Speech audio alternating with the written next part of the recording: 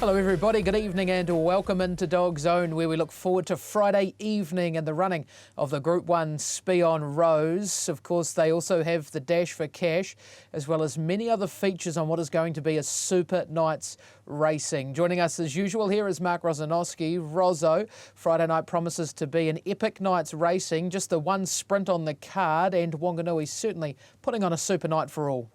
Yes, well that sprint's the Group 2 Dash for Cash, of course, one of our features, the outright feature, the Group 1 Spion Rose. We had terrific heats for both of those features last week, and then the undercard has come up as well as you would like, with middle distance, mainly also distance features throughout the grades, drawing dogs from around the country, and that's how it was designed, Andy, this particular night, with $50,000 extra stakes, put $5,000 into the undercard features, so that we've got maidens and Class 1s racing for unprecedented money in New Zealand.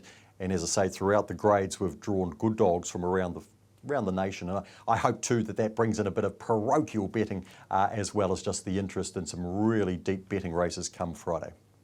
Speaking of those deep betting races, the deepest should be the Group 1 Spion Rose. It'll be race number 10 on the card. Here's a look at the market for it, where the favourite comes up as Spring Falcon, $2.40. Dinah Dave at $4.50. Then you're into Thrilling Vice and M Grand Park. Rozzo, I'm with Spring Falcon. I think he's hard to beat, but the immediate thing that springs out, the two favourites both slow early. Is there any value with a leader there anywhere in the pack? I thought Thrilling Vice is reasonable with a 5:04 lead up last week and a really solid performance overall. A dog in good form. Spring Falcon's slow to go. The problem for Vice is going to be Go Vegas coming across, and that could open things up for Dinah Dave. Andy, I think the losers in the draw were M Grand Park and Thrilling Talk. Having said that, Thrilling Talk is a quality dog, as we know. A Group 1 winner on the track's at $10. I think if you're a fan, you might even like to speculate at that, but I've played against Thrilling Talk effectively, put it in for fourth here, but we're about to work through the order here. I think that the draw threw up probably more questions than answers, or maybe just balanced the field somewhat. I think 2.4 is short enough for a dog of Spring Falcon's inexperience and lack of early speed. Yeah, it certainly is an interesting field, and the draw just makes it even more interesting. Let's dive headfirst into the runner-by-runner of each greyhound going around in the Group 1 final. Kicking off with Hey Fernando. He was able to win his heat from the same draw, box number 1, 30 and 27, the time he clocked. We'll take you back to have a look at that. He's the greyhound in the red rug. We're also looking for Go Vegas here in the green rug of box number 6. Rozzo, he was able to punch up, keep the early lead, and look the winner a long way from home. Did a good job here. It's a solid opening lead up there. 5:09 was good enough as Go Vegas came across quite a few dogs there going into that first bend, and Hey Fernando has kicked reasonably strongly. Overall a 30 and 27. The dog has run a little bit faster, and not long ago too, a 30 and 17 on the track. Gary and Sandra Fredrickson have done a terrific job with this dog, Andy. Not long ago he sat out a 3-month suspension. They brought him back from that, and they had him racing very well over the short course distances. They've stepped him back to the 520 metres, and now for owner Javin Brown, he gets a crack at a Group 1 race with a draw that he can work with. I think he gets an opportunity from there. I do think there are dogs that, just the way things pan out, will be able to take Hey Fernando here.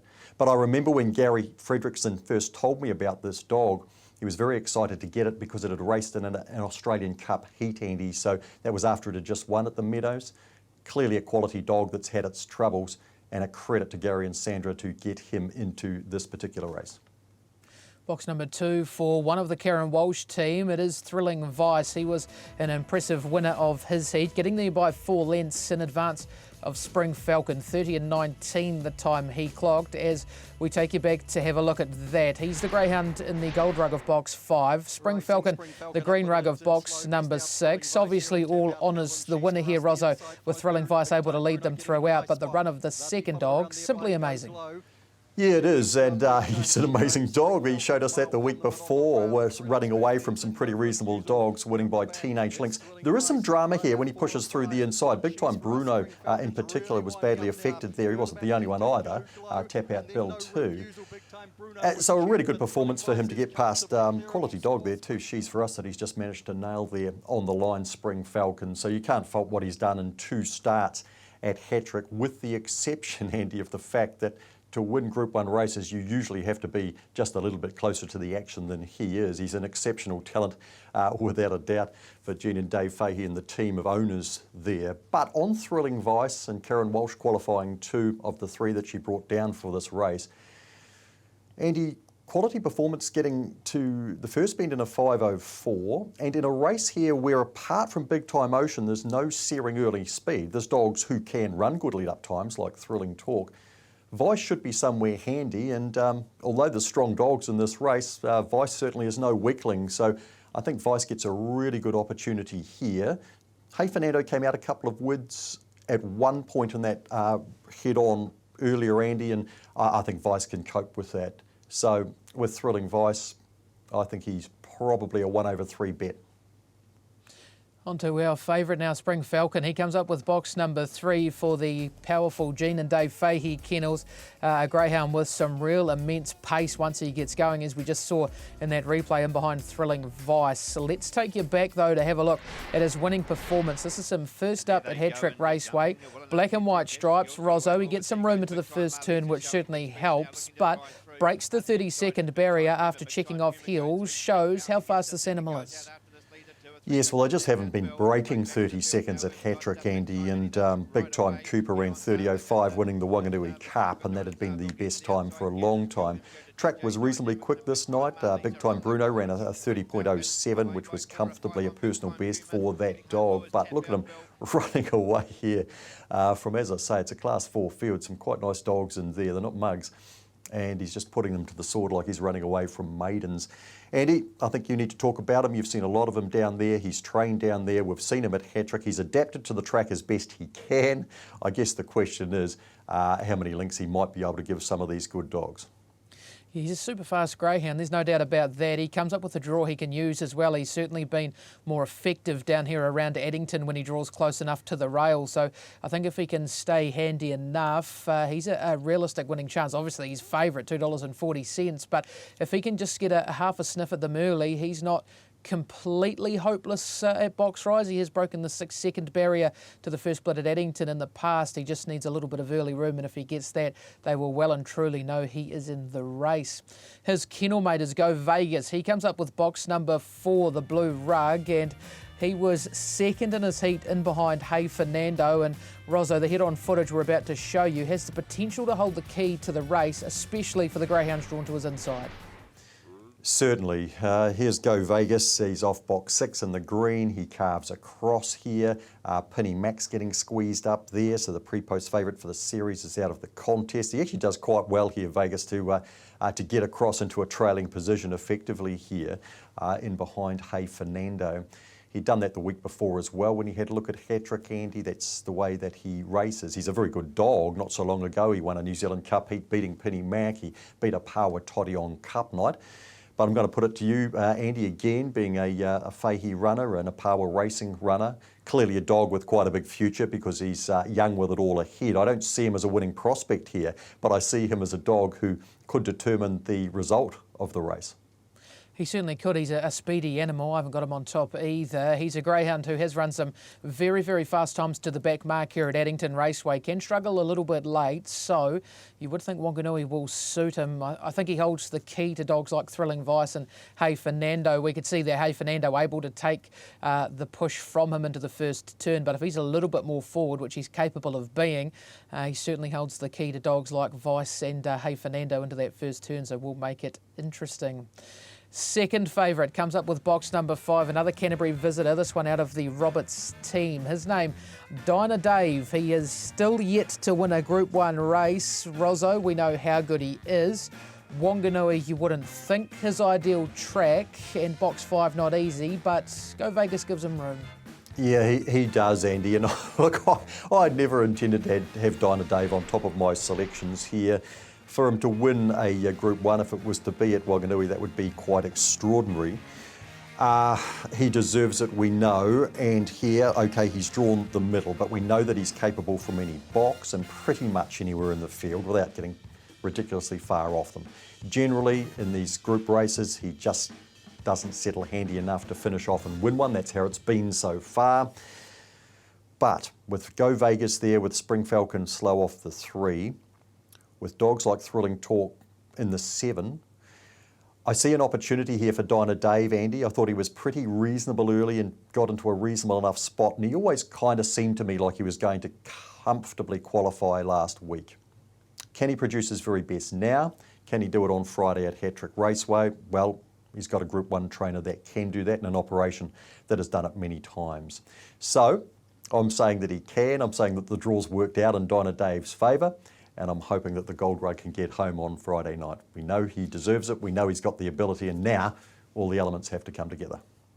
He certainly deserves a Group 1, there's no doubt about that. Drawn to get room into the first turn, and as we know, that's all he needs to put his best paw forward. Let's move on to one of the local hopes now. Box 6 for the Angela Turnwell prepared M Grand Park. He was another heat winner, beating Big Time Ocean by 2.5 lengths in a 30 and 21. We'll take you back to have a look at that. He's the greyhound in the red rug here of Box 1. Big Time Ocean, the other qualifier out of box number 5. Rozzo, solid from the winner, solid enough from the second animal as well, although she comes up with an awkward draw, but M Grand also an awkward draw, and he may just need a little bit of luck early on. Yeah, I'm afraid so, Andy. He's the biggest loser in the draw, this dog. I mean, you could have frozen the footage there about 10 metres into this race, and he's winning this race. He monsters Big Time Ocean. She's done a terrific job. She's got a great deal of early pace, and she's just hung in there over Opawa Toddy to take that qualifying spot. Second behind M Grand Park, but he was the winner a long way from home. Inside draw, staying close enough. He's very average early, and we saw in the New Zealand Cup when he drew box 7 in the heat, that was the end of him, Andy. He's a dog that's actually good enough to win a race like a New Zealand Cup or a Wanganui Cup that he started favourite for. On that occasion, he did get a decent draw, but he got squeezed up at the first bend. He probably jumped too well. From box 6, it's kind of hard to paint a picture of him winning. We know he's one of the strongest dogs in the race, but he's not alone, of course, with Spring Falcon's incredible run homes and also Dinah Dave, obviously. So it's hard to paint a picture for the Green Rug winning M Grand Park, and as you know, Andy, I'm quite a big fan. Are you really? I never would have guessed that at all in a million years, Rozzo. We'll just leave that there, eh? Thank you for that, comment, Rozzo. Andy. Leaving me high and dry. Leaving me high and dry. I was going to pull out my wallet, but I thought that probably wasn't the right thing to do, so I didn't. We'll move on to box number 7 now. The second of the Karen Walsh team, Thrilling Talk. He was able to win his heat successfully off box number 4, beating home Dinah Dave by 2 lengths. 30.07, meaning he was the fastest of the heat winners. Here it is. He's the greyhound in the blue rug of box number 4. Dinah Dave in the white rug of box number 3. He's away well. He's able to make his way around to the lead, but Rozzo, box 7, makes things a little bit more awkward for him. Sometimes statistics can lie a little bit, as we see Dinah Dave sort of working into the race here, and he was never going to catch Thrilling Talk from here.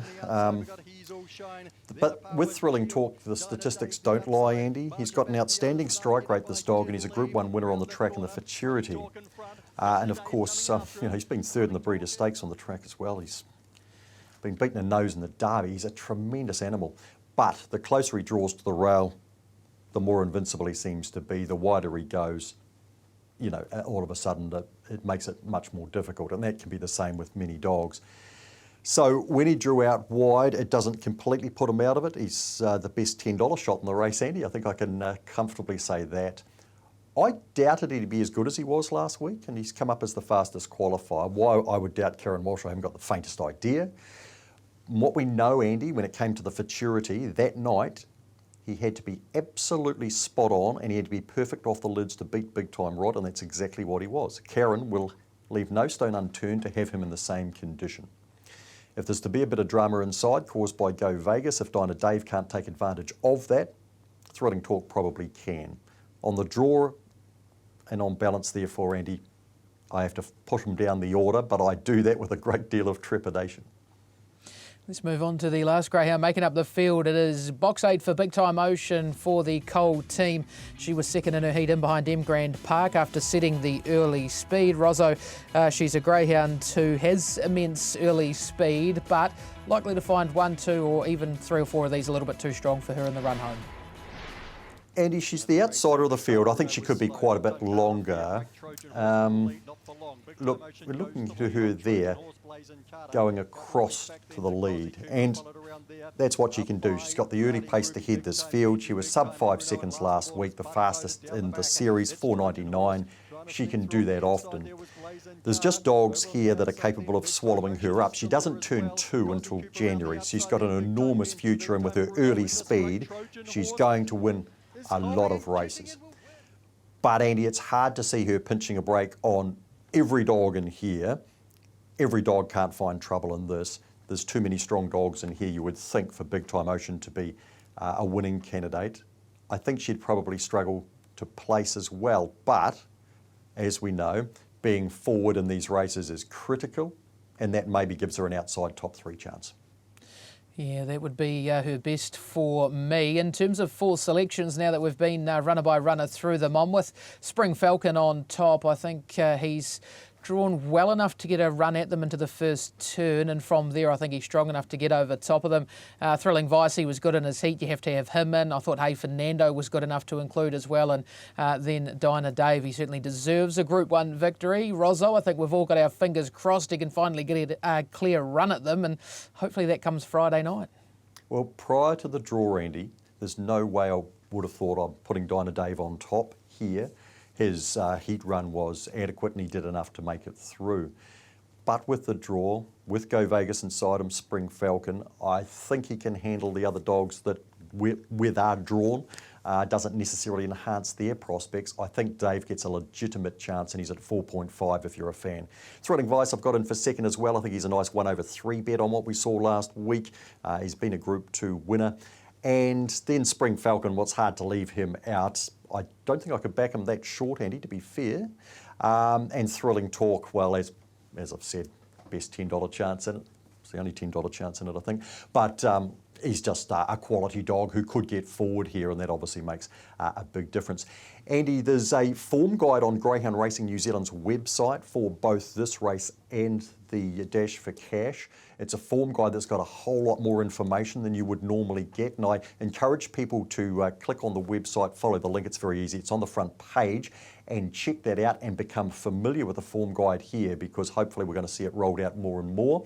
Michael Dawes, the Racing Operations and Welfare Manager, full-time from this week, and one of the things he's looking at is the form guide, and this is a bit of a launching pad for it, Andy, and it really is terrific. If you just sit down, take a moment, get used to all of the symbolism, it's got a whole lot of key information in it.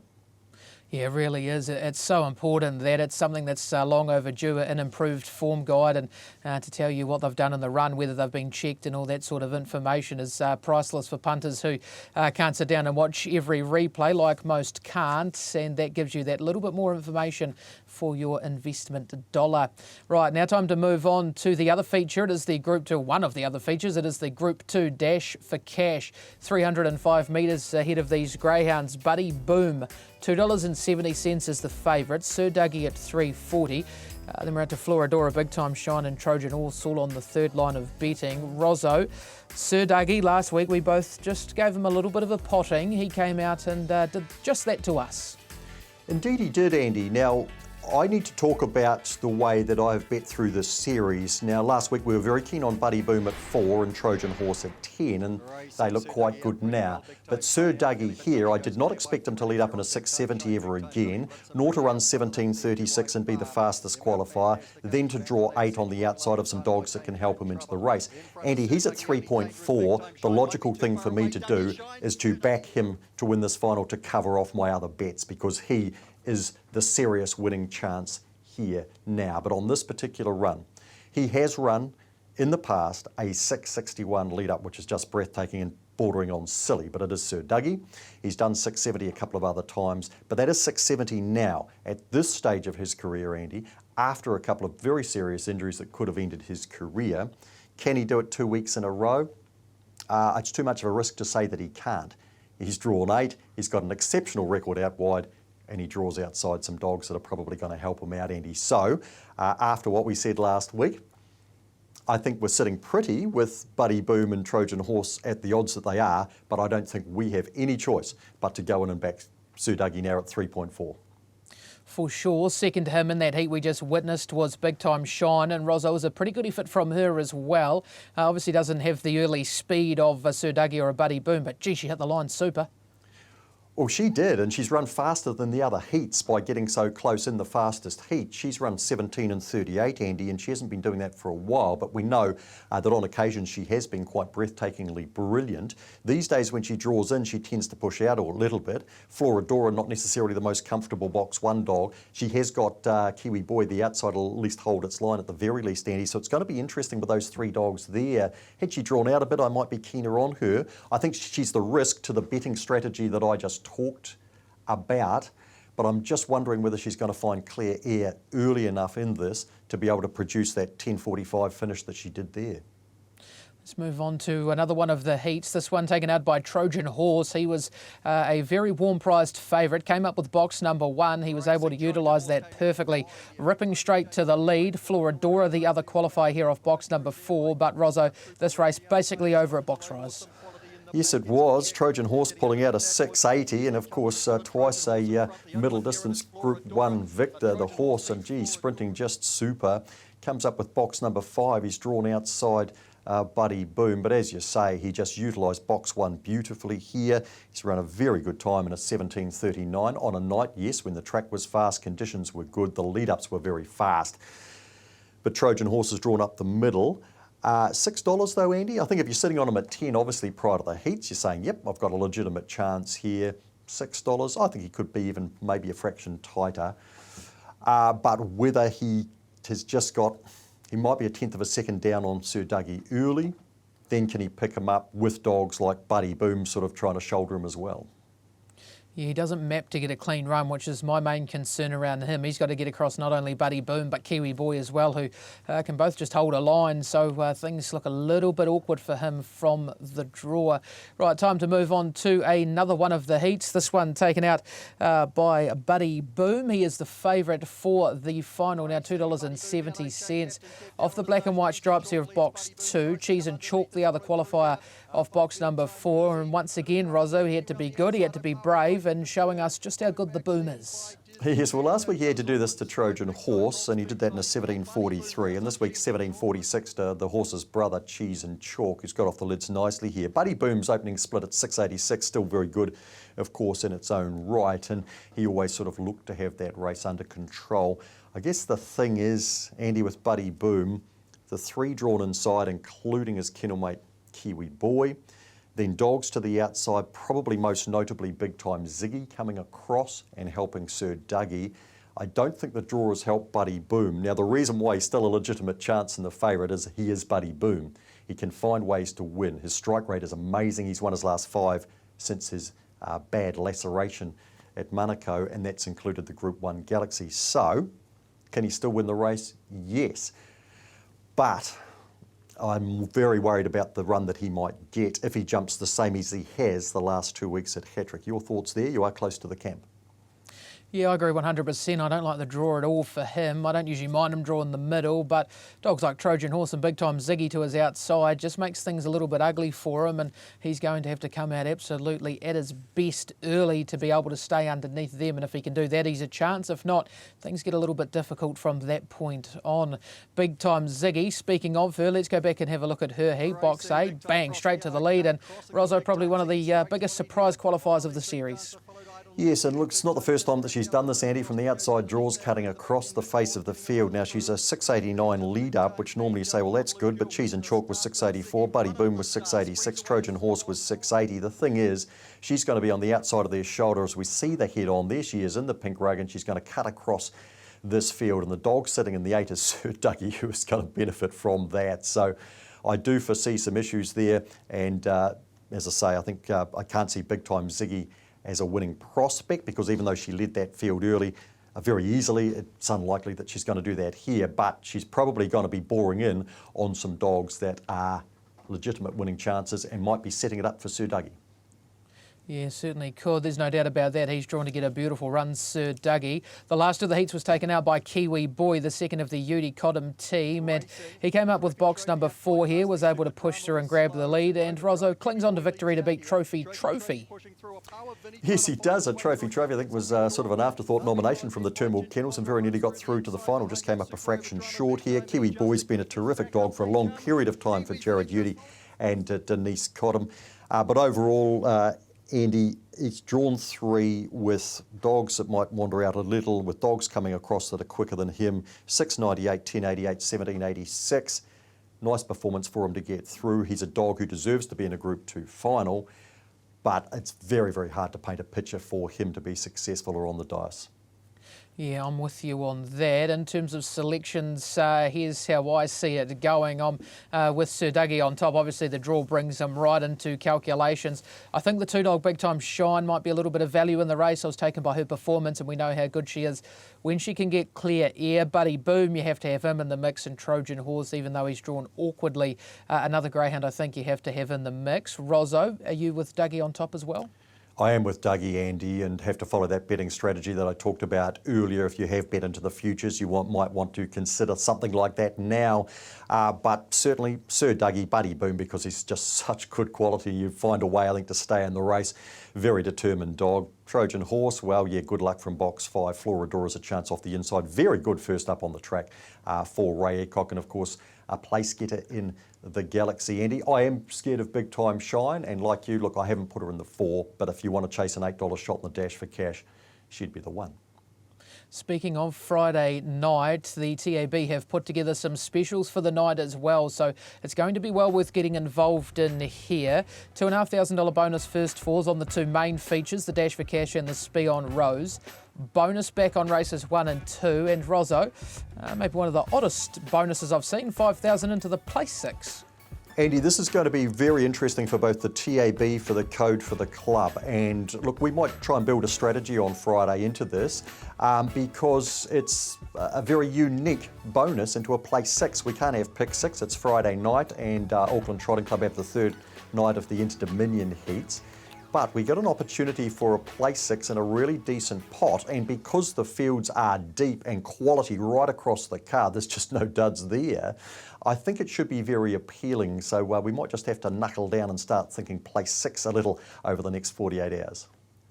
Yeah, certainly going to make things interesting. Right away from Friday night, now time to have a look at an initiative that Jenny Bartlett, president of the Waikato Greyhound Racing Club, has put into play this year. She has got together with the club and been able to rally around and get some toys and some treats and whatnot put together to make up some Christmas boxes for greyhounds who are currently in foster care. And Rozzo, this is great to see trainers, owners and owners of retired greyhounds getting behind this as well to make Christmas a little bit special for these greyhounds in foster care. Yeah, it's another tremendous initiative driven through the Waikato Greyhound Racing Club. Jenny Bartlett's the president. She was Greyhound Racing New Zealand's Advocate of the Year for works like this and the connection between the retired dogs and the racing dogs. We love our dogs, we love our racing, but we're responsible for the full life cycle of the greyhound. It's critical, and those, I think it's up to 31 boxes so far, and it's up and down the country as well, across a variety of foster organisations. So well done to the Waikato Greyhound Racing Club and to Jenny Bartlett for making that happen. Just critical that we are seen in this sort of light, Andy, and people like Jenny and the club getting behind it, and all of the owners and the trainers who donate as well, give them all a pat on the back. Yeah, for sure. It can only be a good thing. There's no doubt about that.